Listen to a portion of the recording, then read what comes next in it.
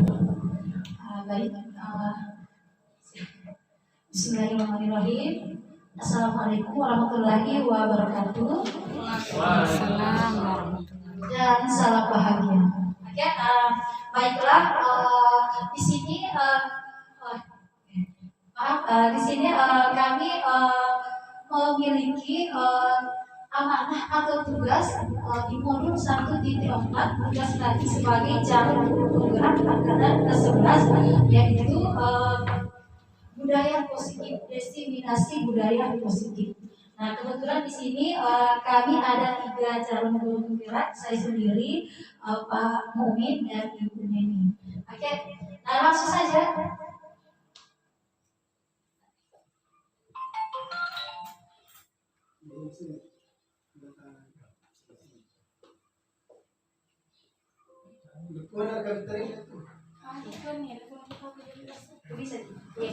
Oke, di sini di slide yang saya tampilkan modul 1.4, penyebaran pemahaman diseminasi budaya positif. Jadi di sini sedikit kami akan berbagi ilmu yang telah kami dapatkan selama beberapa bulan telah mengikuti pendidikan guru penggerak terkhusus di modul 1.4 ini tentang budaya positif. Nah, di sini budaya positif atau ekosistem positif. Nah, kita ambil contoh perbandingannya dengan hidup kita ya. Di sini kita ibaratkan tentang pendidikan dan tenaga pendidikan. Kita ibaratkan sebagai misalnya guru kita ibaratkan adalah petani ya, yang sedang menggarap kebunnya, sedangkan anak-anak adalah yang akan dikembangkan atau ditanam di kebun kita seperti itu. Nah, kita ambil contoh perbandingannya dengan hidup tumbuh-tumbuhan seorang petani. Dalam hakikatnya sama kewajibannya dengan seorang pendidik ya. Di sini yang menanam padi misalnya, kita sebagai pendidik itu hanya bisa menuntut tumbuhnya padi ya, atau petani hanya bisa menuntut tumbuhnya padi. Nah, di sini misalnya memperbaiki kondisi lahannya atau tanahnya, apalagi memelihara tanaman padi, memberi pupuk dan air, membasmi ulat-ulat atau jamur-jamur yang mengganggu hidup tanaman padi dan lain sebagainya. Ya, jadi kita di sini maksudnya di sini kita sebagai tenaga pendidik itu kita tidak bisa mengubah kodrat seorang anak, tapi kita hanya bisa menuntut untuk menjadi murid yang merdeka atau tidak tergantung pada siapapun. Maksudnya dia mandiri, menjadi murid yang sesungguhnya. Selanjutnya,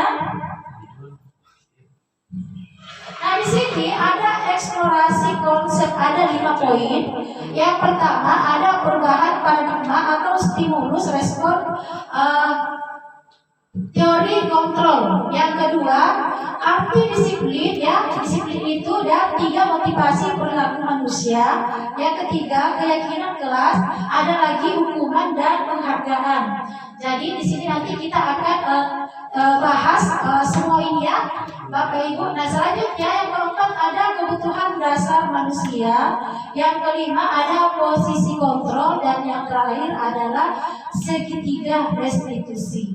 Nah, ini adalah semua tahapan dalam mendidik atau mengembangkan menghadapi murid kita nantinya. Bagaimana caranya dalam menghadapi menangani murid kita ke depannya seperti itu.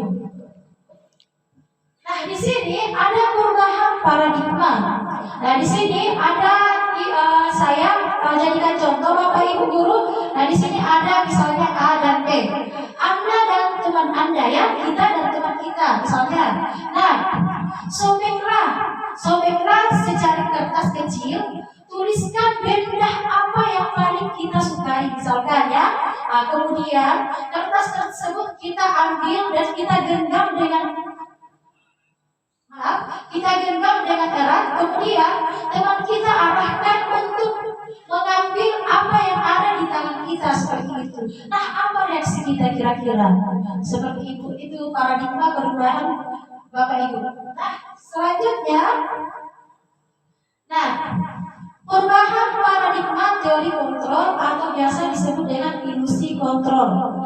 Yang pertama, ilusi guru mengontrol murid. Yang kedua, ilusi bahwa kritik dan membuat orang merasa bersalah dapat menguatkan karakter, ya, terutama karakter anak. Ketika kita hadapi anak, dan namanya juga anak-anak pasti memiliki karakter yang berbeda-beda, Bapak Ibu, dan cara menangani itu pasti bermacam-macam juga. Tidak semuanya sama, ya. Nah, selanjutnya yang ketiga, ilusi bahwa semua perbuatan positif, efektif, dan bermanfaat. Lanjut lagi, ilusi bahwa orang dewasa memiliki hak untuk memaksa. Nah, ini nanti kita akan bahas tuntas ini, Bapak Ibu. Selanjutnya, nah, apakah makna disiplin positif? Nah, di sini disiplin positif itu, Ibu, Bapak Ibu merasal dari bahasa Latin, yaitu disiplin, yaitu belajar. Nah, makna asal dari kata ini berkonotasi dengan disiplin diri dari murid-muridnya Sokrates atau Plato. Nah, disiplin diri membuat orang gali potensinya menuju sebuah tujuan apa yang dia hargai. Namun dalam budaya kita, makna kata disiplin telah berubah menjadi sesuatu yang dilakukan seseorang kepada orang lain untuk mendapatkan kepatuhan. Seperti itu, Bapak Ibu. Nah, kecenderungan umum adalah menghubungkan kata disiplin dengan ketidaknyamanan, ya. Nah, bukan dengan apa yang kita hargai atau mencapai suatu pencapaian atau tujuan yang lebih mulia lagi. Nah, itu adalah makna disiplin. Selanjutnya, nah di sini teori motivasi itu, Bapak Ibu, ada 3. Yang pertama ada motivasi yang berasal dari eksternal, yang kedua internal. Nah, di sini ada motivasi eksternal yang saya tampilkan, Bapak Ibu guru, ada 2, yaitu yang pertama di sini motivasi eksternal yang pertama untuk menghindari ketidaknyamanan atau biasa disebut dengan hukuman. Nah, misalnya apa yang akan terjadi apabila saya tidak melakukannya. Jadi di sini eksternal itu untuk menghindari ketidaknyamanan yang biasa disebut dengan hukuman. Nah, yang kedua masih berkaitan dengan eksternal. Nah, di sini misalnya untuk mendapatkan imbalan dari orang lain atau instansi, institusi juga, ya, seperti itu, atau pimpinan, atau boleh dikata seseorang hanya melakukan suatu tindakan ketika ingin dilihat atau mendapatkan suatu penghargaan atau pujian, seperti itu, Bapak Ibu. Nah, selanjutnya yang kedua ada motivasi internal atau tujuan disiplin positif. Nah, di sini untuk menghargai diri sendiri, menjadi insan yang sesuai dengan harapan kita. Jadi nanti akan dibahas secara detail lagi ini tentang teori motivasi. Ada 2, ya, berasal dari eksternal dan internal. Nah, di sini contohnya misalnya untuk menghargai diri sendiri, menjadi insan yang sesuai harapan kita. Nah, misalnya saya akan menjadi orang yang seperti apabila saya melakukannya. Ini menjadikan suatu contoh untuk memotivasi kita melakukan hal yang lebih baik lagi. Selanjutnya, di sini menurut Ki Hajar Dewantara, merdeka itu artinya tidak hanya terlepas dari perintah, akan tetapi juga cakap buat pemerintah diri sendiri. Maksudnya di sini Ki Hajar Dewantara itu merdeka artinya itu tidak tergantung pada orang lain, Bapak Ibu, ya. Berarti kita harus diarahkan untuk lebih mandiri, tidak mengharapkan orang lain, ya. Selanjutnya, nah di sini ada kesepakatan kelas.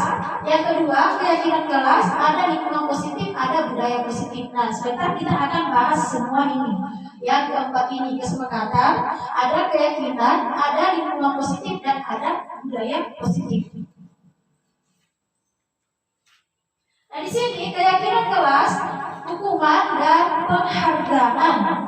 Ya, ada 3 keyakinan kelas, hukuman dan penghargaan. Nah, di sini mengapa tidak peraturan saja? Mengapa harus keyakinan kelas? Nah, di sini saya ambil contoh. Nah, di sini mengapa kita memiliki peraturan harus menggunakan helm? Sama halnya dengan ini, kita ibaratkan atau kita analogikan dengan ini, ya. Pada saat kita mengendarai motor, kenapa kita harus Oke, baik, maaf Bapak Ibu Hebat, tadi ada kendala teknis. Saya akan lanjutkan kembali. Nah, di sini ada keyakinan kelas, hukuman dan penghargaan. Nah, seperti yang saya katakan tadi, yang saya tampilkan itu di atas. Nah, mengapa tidak peraturan saja? Mengapa harus keyakinan kelas? Nah, di sini ada 3 analogi atau perumpamaan yang saya tampilkan seperti itu. Nah, untuk mendukung motivasi intrinsik, kembali ke nilai-nilai atau keyakinan yang lebih menggerakkan seseorang dibandingkan mengikuti serangkaian peraturan. Nah, di sini saya tampilkan contoh kesepakatan kelas. Nah, ini boleh Bapak Ibu hebat bisa lihat. Nah, kesepakatan kelas itu biasanya kita buat bersama dengan anak-anak. Setelah itu kita diskusikan yang mana yang lebih bagus kita pilih. Nah, setelah itu kita akan koreksi menggunakan bahasa yang lebih positif. Misalnya, saya kasih contoh ya. Jangan dilarang membuang sampah sembarangan. Boleh kita ganti tempatkanlah sampah tersebut di tempat sampah. Jangan ada kata jangan, ganti dengan kata positif, ya. Seperti itu. Itu salah satu contohnya. Jadi kesepakatan kelas itu kita gunakan bahasa yang positif. Sama contohnya tadi yang kita Ibu Hajah sampaikan di musola, ada kesepakatannya, berarti nanti kita tampilkan menggunakan bahasa yang lebih positif lagi seperti itu Bapak Ibu hebat. Nah, selanjutnya, nah di sini ada peraturan dan keyakinan kelas atau nilai kebajikan yang dituju. Nah, di sini ada selalu kembalikan buku ke tempatnya. Nah, ini selalu kembalikan buku ke tempatnya merupakan keyakinan kelas atau nilai kebajikan yang dituju. Dia adalah mengandung makna tanggung jawab. Berarti bertanggung jawab. Yang kedua, dilarang mengganggu orang lain. Berarti menghormati orang lain dan diri sendiri. Lanjut.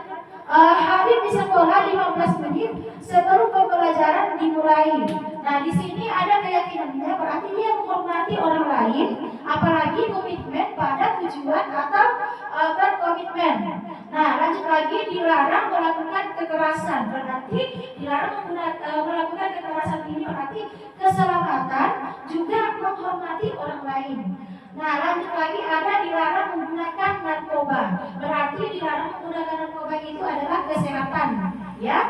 Nah, lanjut bergantian atau menunggu giliran. Berarti dia menghormati orang lain. Selain itu berarti dia juga keyakinannya itu adalah kesabaran. Nah, apalagi menggunakan masker berarti itu berkaitan dengan kesehatan dan keselamatan. Nah, yang terakhir, jangan berlari di kelas atau koridor. Nah, ini berkaitan dengan keselamatan dan keamanan. Nah, di sini ada contoh kesepakatan kelas yang saya tampilkan. Jadi sekali lagi, ketika kita membuat kesepakatan kelas itu, usahakan menggunakan bahasa-bahasa yang lebih positif. Nah, di sini tindakan guru atau ada hukuman atau sanksi atau konsekuensi. Nah, di sini ada tindakan, ada hukuman atau sanksi dan konsekuensi. Nah, di sini saya tampilkan, misalnya mencatat 100 kali di dalam buku kalimat saya tidak akan terlambat lagi karena terlambat ke sekolah. Nah, ini memberikan suatu kerjaan kepada murid kita dengan mencatat 100 kali, berarti itu adalah hukuman, bukan konsekuensi. Nah, selanjutnya lari mengelilingi lapangan basket dua kali karena terlambat hadir di sekolah. Nah, ini juga merupakan suatu hukuman. Nah, apalagi murid diminta untuk push up ya 15 kali karena tidak menggunakan masker ke sekolah. Ini juga merupakan suatu hukuman. Nah, yang selanjutnya menggantikan kertas tugas teman yang telah dicoret-coret. Nah, ini memang merupakan sanksi atau biasa disebut dengan konsekuensi ya. Ada memang konsekuensinya, berarti bertanggung jawab, ya bukan hukuman. Nah, selanjutnya membersihkan tumpahan air di meja tulis karena tersenggol pada saat belajar. Nah, ini juga merupakan sanksi atau konsekuensi, ya. Nah, murid disuruh untuk mengenakan sepatu seharian di sekolah. Maaf, saya ulang. Murid disuruh untuk mengenakan sepatu seharian di sekolah karena tidak mengenakan sepatu hitam ya. Berarti ini merupakan hukuman. Jadi kita sebagai guru atau tenaga pendidik kita bisa membedakan, harus bisa membedakan yang mana itu hukuman, yang mana itu sanksi atau konsekuensi. Nah, yang terakhir, lari mengelilingi lapangan basket 2 kali karena terlambat 10 menit untuk pelajaran PJOK. Nah, di sini ada tadi sama-sama lari. Nah, di sini dia sanksi atau konsekuensi. Kenapa di sini dia sanksi? Bukan hukuman karena memang bidangnya dia olahraga, sehingga dia dikatakan sebagai sanksi atau konsekuensi. Jadi kita harus bedakan yang mana itu hukuman dan yang mana itu konsekuensi atau sanksi. Nah, ini saya tampilkan juga perbedaan hukuman dan sanksi atau konsekuensi. Nah, di sini ada 2 jenis, ada hukuman, ada sanksi atau konsekuensi. Nah, di sini hukuman ini sesuatu yang menyakitkan harus terjadi ya. Nah, kalau hukuman itu berarti menyakitkan, Bapak Ibu guru hebat. Nah, kalau sanksi itu sesuatu yang harus terjadi ya, atau konsekuensi ya. Nah, selanjutnya membuat membuat anak sakit atau fisik maupun hati untuk menjaga waktu lama. Misalnya rusak kalau hukuman, Bapak Ibu hebat ya. Jadi kalau sanksinya, konsekuensinya ini adalah membuat anak merasa nyaman atau tidak nyaman dan jangka waktu pendek. Jadi inilah bedanya antara hukuman dan sanksi atau konsekuensi. Selanjutnya yang ketiga, anak membenci kedisiplinan ketika dihukum. Biasanya juga itu anak-anak ketika kita hukum hanya sadar seketika saja, ya. Tidak. Harusnya itu kita berusaha untuk merubah karakter anak, bukan untuk sementara saja. Nah, selanjutnya kalau hukuman itu dia seolah-olah paksaan. Nah, sedangkan kalau sanksi ini atau konsekuensi itu dia stimulus atau tanggapan, Bapak Ibu. Nah, selanjutnya hukuman misalnya mendorong anak menyakiti dirinya sendiri, karena itu yang seperti saya katakan tadi, dengan menghukum anak didik kita berarti itu bisa merusak atau menyakiti psikisnya. Nah, inilah ini maksudnya bisa berbuat buruk bagi dirinya. Dan ini contoh panjang Bapak Ibu guru kalau hukuman. Nah, di sini konsep diri yang buruk ini merupakan hukuman. Nah, di sini kalau sanksi atau konsekuensi, konsep diri yang baik, ya. Nah, inilah bedanya antara hukuman, sanksi dan konsekuensi. Nah, selanjutnya anak belajar untuk menyembunyikan kesalahan. Kenapa dia menyembunyikan? Karena dia merasa takut, ya. Dia berarti ada unsur-unsur kurangnya nilai kejujurannya. Hanya karena takut seperti itu menyembunyikan. Nah, di sini untuk konsekuensinya atau sanksinya itu anak belajar untuk mematuhi peraturan. Nah, inilah bedanya Bapak Ibu. Nah, apalagi yang terakhir marah, merasa bersalah, dipermalukan, merasa tak dihargai. Nah, kalau sanksi itu anak ini kehilangan hak, dibuat tidak nyaman, diasingkan untuk sementara, ya, atau time out ya. Di sini inilah bedanya, oke? Selanjutnya, yang pertama ada penghukum. Ya, maaf ya, agak cepat tadi. Di sini ada posisi kontrol. Jadi posisi kontrol itu ada 5. Yang pertama sebagai penghukum, yang kedua membuat orang merasa bersalah, yang ketiga sebagai teman, yang keempat ada pemantau dan ada manajer. Nah, kita diarahkan di sini sebagai tenaga pendidik, lebih bagusnya kita di posisi manajer, ya.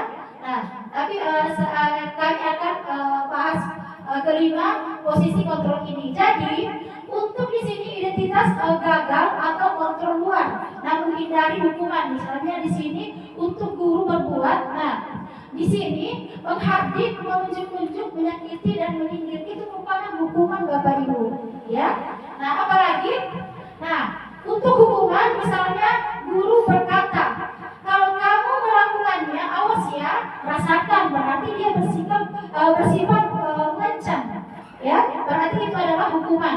Nah, seperti tadi yang saya tampilkan, perbedaan hukuman dan konsekuensi dan apa efeknya buat anak didik kita. Selanjutnya, masih hukuman hasilnya itu memberontak. Kalau kita hukum, biasanya anak-anak itu kalau kita hukum biasanya memberontak, menyalahkan orang lain atau berbohong karena dipenuhi rasa takut sehingga dia lebih menyembunyikan jika ada sesuatu atau kurangnya rasa kejujuran dengan istilah kata bohong. Selanjutnya, kaitan dengan dunia berkualitas. Nah, di sini kalau kita menghukum, nah murid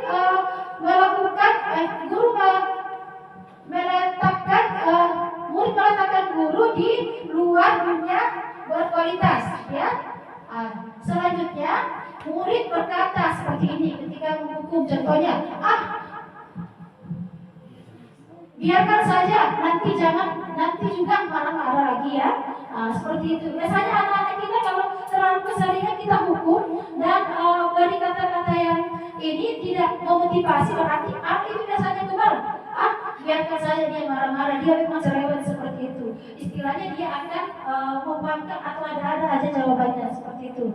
Nah, selanjutnya dampak pada murid ini adalah mengulangi kesalahannya karena seperti yang dikatakan tadi, yang ini murid berkata seperti ini, biarkan saja nanti juga marah-marah lagi, berarti sudah kembali.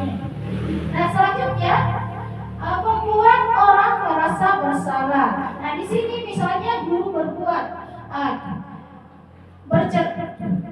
berceramadan mengatakan seharusnya ini kata dalam membuat orang merasa bersalah. Seharusnya ibu kecewa, berarti ada rasa bersalah antara murid yang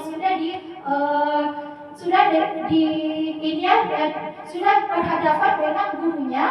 Apalagi guru berkata, kamu harusnya sudah tahu ibu lelah sekali mengatakannya, ibu stres, berarti merasa bersalah. Akhirnya selanjutnya hasilnya di sini menyembunyikan atau menyangkal, berbohong. Ya, di sini karena posisi merasa bersalah berarti dia akan biasanya menyembunyikan atau berbohong. Nah, selanjutnya kaitan dengan dunia pendidikan, membuat orang merasa bersalah, murid meletakkan guru di dalam dunia berkualitas, ya. Apalagi di sini murid berkata, masih perbuatan orang merasa bersalah, maafkan saya. Biasanya kalau orang melakukan atau merasa bersalah itu biasanya ada kata maafkan saya. Nah selanjutnya dampak pada murid itu merasa rendah diri, ya. Nah selanjutnya kita masuk ke identitas berhasil atau sukses atau kontrol dari luar. Nah di sini posisi kontrol yang ketiga ada namanya sebagai teman, ya. Nah yang pertama misalnya guru membuatkan alasan-alasan untuk murid, ya. Di sini posisinya guru sebagai teman. Yang kedua, guru berkata, ayolah lakukan itu demi ibu. Nah, masa kamu tidak mau? Ingat tidak ibu pernah bantu. Nah itu posisinya sebagai teman antara guru dan murid. Nah selanjutnya hasilnya itu ketergantungan. Murid akan ketergantungan. Nah, di sini kaitan dengan dunia berkualitas, murid meletakkan guru sebagai orang yang sangat penting di dunia berkualitas, ya. Nah, lanjut lagi, murid berkata, saya pikir bapak ibu teman saya, ternyata begitu. Jadi ini kayaknya lebih kurang tepat lagi posisinya kita sebagai tenaga pendidik, ya. Nah, selanjutnya dampak pada murid. Nah, di sini dia lemah, mandiri dan ketergantungan. Ketika kita posisikan diri kita sebagai teman untuk menghadapi anak didik kita. Nah, selanjutnya yang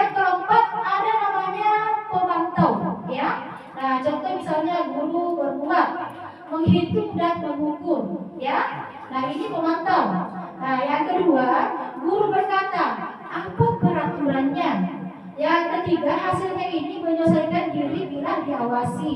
Nah, kaitan dengan dunia berkualitas, murid menetapkan guru peraturan dan hukuman di dunia berkualitas.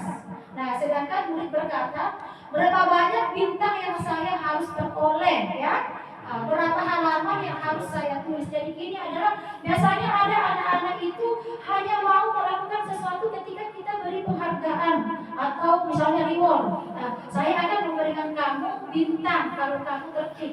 Jadinya dia ketergantungan nantinya. Selanjutnya, dampak pada murid menitik beratkan pada sanksi atau hadiah untuk dirinya. Nah, di sini saya ke posisi kontrol yang kelima, ada sebagai manajer ini yang paling cocok buat tenaga pendidik. Ayatnya yang pertama, di sini guru berbuat mengajukan pertanyaan-pertanyaan. Yang kedua, guru berkata, apa yang kita yakini, apa yang bisa mengerjakan untuk memperbaiki masalah ini. Nah, selanjutnya hasilnya menguatkan pribadi. Nah, kaitannya dengan dunia berkualitas ini adalah murid meletakkan dirinya sebagai individu yang positif dalam dunia berkualitas. Nah, murid berkata, bagaimana caranya saya bisa memperbaiki keadaan. Nah, dampak pada muridnya mengevaluasi diri, bagaimana cara memperbaiki diri. Nah, selanjutnya, ya, nah ini tadi yang saya jelaskan. Langsung saja masuk di segitiga restitusi. Nah, di sini ada segitiga restitusi. Nah, apa sih itu segitiga restitusi Bapak Ibu? Jadi, segitiga restitusi ini merupakan proses menciptakan kondisi bagi murid untuk memperbaiki kesalahannya mereka, sehingga mereka bisa kembali pada kelompok mereka dengan karakter yang lebih kuat. Seperti itu Bapak Ibu guru. Nah, saya akan melihatkan segitiga restitusinya. Nah, itu ada di slide. Nah, di sini ada 3: menstabilkan identitas, menanyakan keyakinan, dan validasi tindakan yang salah. Nah, di sini menstabilkan identitas, misalnya setiap orang pasti pernah melakukan kesalahan. Kamu bukan satu-satunya yang pernah melakukan ini. Nah, sebelum saya mengetahui tentang segitiga restitusi ini, ternyata saya pernah melakukan ini Bapak Ibu guru. Saya sendiri pernah melakukan yang itu menstabilkan identitas. Saya sering menggunakan istilah ini, setiap orang pasti pernah melakukan kesalahan. Ya. Nah, selanjutnya menanyakan keyakinan. Misalnya di sini nilai-nilai apa yang telah kita sepakati. Nah, kamu ingin menjadi orang yang seperti apa? Itu adalah segitiga restitusi menanyakan keyakinan. Selanjutnya yang ketiga, validasi tindakan yang salah. Misalnya, kamu tentu punya alasan mengapa kamu melakukan itu.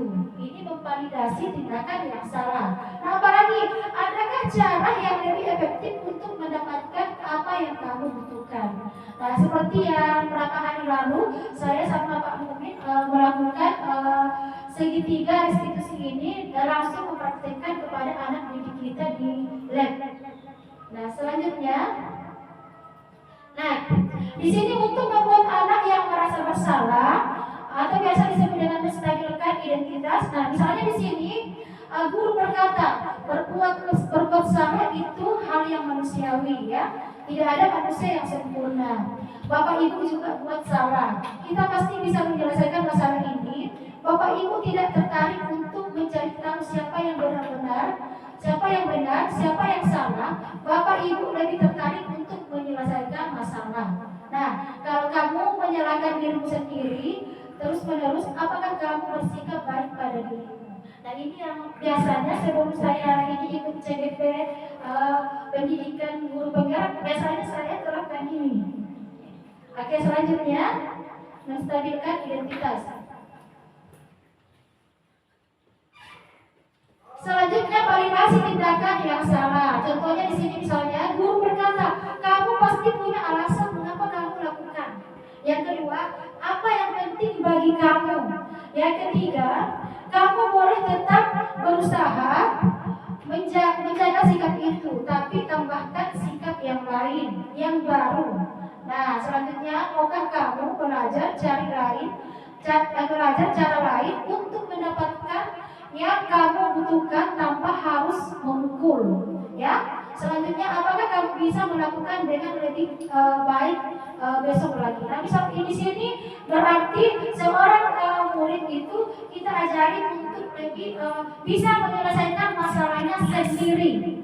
Seperti itu Bapak Ibu guru. Nah, yang terakhir, restitusi yang ketiga menanyakan keyakinan. Di sini Anda melihat kesalahannya dihubungkan dengan norma sosial dan nilai yang mendasari manusia berinteraksi dengan orang lain. Misalnya di sini guru berkata, apa nilai yang kita percaya di kelas atau di sekolah kita? Nilai-nilai universal apa yang telah kita sepakati? Nah, kelas yang ideal itu seperti apa sih? Kamu ingin jadi anak seperti apa? Apa yang kamu rasakan ketika kamu melakukan itu? Kamu menjadi orang yang seperti apa? Oke, jadi itulah materi untuk modul 1.4 yang saya bawakan. Mudah-mudahan dengan adanya tadi pencerahan tentang materi dari saya selaku calon guru penggerak, Bapak Ibu guru juga sudah bisa menerapkan atau mengaplikasikannya ketika kepada anak didik kita. Terima kasih. Assalamualaikum warahmatullahi wabarakatuh.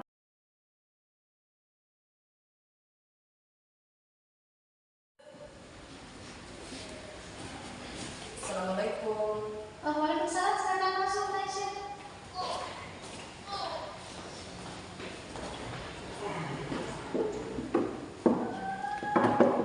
Oke, baik, Aisyah. Aisyah tahu kenapa ibu panggil golongannya ibu? Tidak, Bu. Ibu melihat kamu membuang sampah sembarangan. Apa yang terjadi? Saya malas mencari tempat sampah, jadi saya buang di situ saja. Oh, saya mengerti kan ketika merasa malas. Tapi menurutmu, apa yang terjadi ketika sampah dibuang sembarangan? Jadi kotor dan bisa mengganggu orang lain. Nah, betul. Lingkungan yang kotor juga menyebabkan penyakit dan dan membuat sekolah menjadi tidak nyaman. Bagaimana perasaanmu jika orang lain melihat sampah itu dan merasa terganggu? Saya merasa tidak enak, Bu. Apa yang bisa kamu lakukan sekarang untuk memperbaiki situasi itu? Saya bisa mengambil sampahnya dan membuangnya ke tempat sampah. Nah, itu keputusan yang tepat. Dan kedepannya, bagaimana cara lebih baik untuk menangani sampah kamu ya? Saya akan selalu mencari tempat sampah terdekat dan membuang sampah di tempatnya. Oke, bagus. Dengan begitu, kamu membantu menjaga kebersihan lingkungan sekolah dan membuat semua orang merasa nyaman. Terima kasih, kamu sudah bertanggung jawab. Terima kasih, Bu. Saya akan lebih berhati-hati mulai sekarang. Oke, saya menghargai usaha kamu, Aisyah. Kita lanjutkan kegiatan kita dengan menjaga kebersihan bersama-sama. Baik, terima kasih, Bu.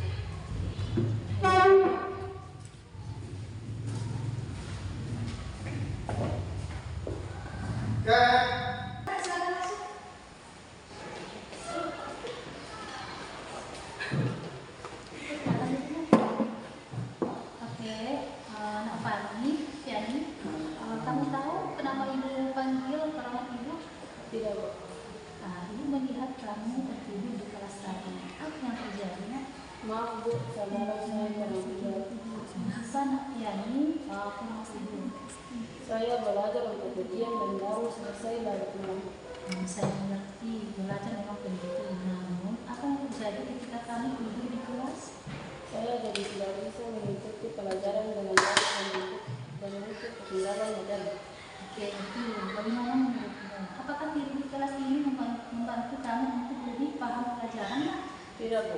Malah saya jadi tidak tahu apa yang diajarkan. Oke, kalau begitu, apa yang bisa kamu lakukan untuk mencegah hal ini terjadi lagi? Saya akan mencoba untuk mengatur waktu belajar dengan lebih baik supaya agar tidur lebih awal dan tidak tertidur di kelas lagi.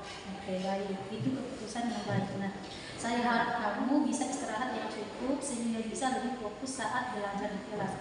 Kalau kamu merasa sangat lelah di kemudian hari, jangan ragu untuk memberitahu ibu sebelumnya ya. Terima kasih, Bu. Saya akan berusaha lebih baik lagi. Oke, baik. Mari kita lanjutkan pelajaran. Pastikan kamu bisa mengikuti dari awal ya, Tia. Terima kasih. Oke.